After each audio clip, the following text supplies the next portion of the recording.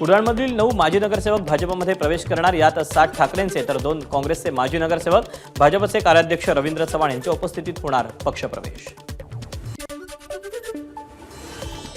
मंत्री उदय सामंत आणि खासदार नरेश मस्के यांनी दिल्लीत घेतली शरद पवारांची भेट। पवारांची साहित्य संमेलनाबाबत रेल्वेबाबत चर्चा झाल्याची उदय सामंत यांची माहिती। काँग्रेसचे नवे प्रदेशाध्यक्ष म्हणून हर्षवर्धन सकपाळ यांच्या नावाची घोषणा होण्याची शक्यता। सकपाळ हे राजीव गांधी पंचायत राज संघटनेचे राष्ट्रीय अध्यक्ष।